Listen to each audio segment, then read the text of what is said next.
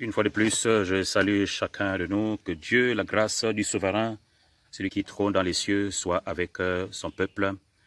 Nous sommes toujours dans les travaux pratiques. Voilà, ces travaux pratiques, toute l'équipe est là. Nous avons aplani une montagne et il reste encore un grand travail encore aujourd'hui, demain. Nous sommes encore là et nous espérons que les choses vont aller et que les forces ne vont pas manquer aux ouvriers de la première et la deuxième classe. Mais je viens pour nous poser un certain nombre de questions. Lorsque nous lisons la Bible et la parole de Dieu, posons-nous la question à propos de quelqu'un, l'apôtre Paul, qui était un prédicateur de l'Évangile, ou encore Pierre qui était un pécheur. Nous ne savons pas un peu la suite de ce que Pierre a eu à faire, ou encore les autres apôtres, mais restons un peu sur l'apôtre Paul, qui a été, certes, qui n'était pas dans le groupe de Jésus, mais qui est réellement un des apôtres qui a travaillé, disons-le, un peu plus que tout le monde. Qu'est-ce qui s'est passé dans la vie de cet homme qui prêchait la parole de Dieu? Nous lisons de la parole de Dieu qu'à un certain moment, il rencontre Priscille, autrement dit Aquilas, et Priscille, qui était revenue de Rome. Et il va être avec eux parce qu'ils étaient faiseurs de tentes.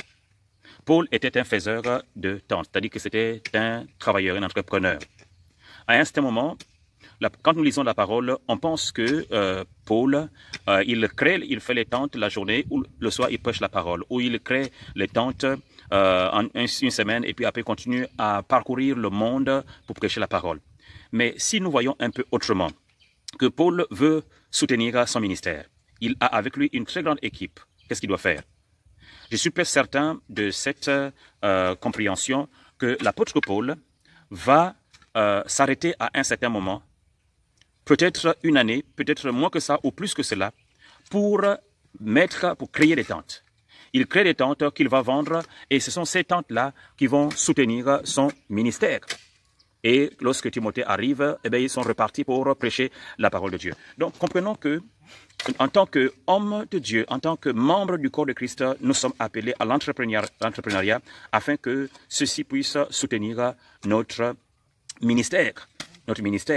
Il y a tellement de gens qui ont besoin de nous, il y a tellement de gens qui ont besoin de leaders pour leur montrer l'exemple, pour leur donner de quoi subvenir à leurs besoins ou encore répondre à leur vision. Et il est important pour chaque membre, chaque leader, chaque homme de Dieu, chaque femme de Dieu, chaque enfant de Dieu, de prendre l'entrepreneuriat comme quelque chose qui peut permettre de booster tous les ministères. Alors je nous convie à cela et je crois que le Seigneur va aider toutes les personnes qui vont répondre à cette vision. Dieu bénisse, c'était juste une interpellation. Nous sommes dans les travaux pratiques du 21 août. Dieu bénisse, bye bye, à bientôt.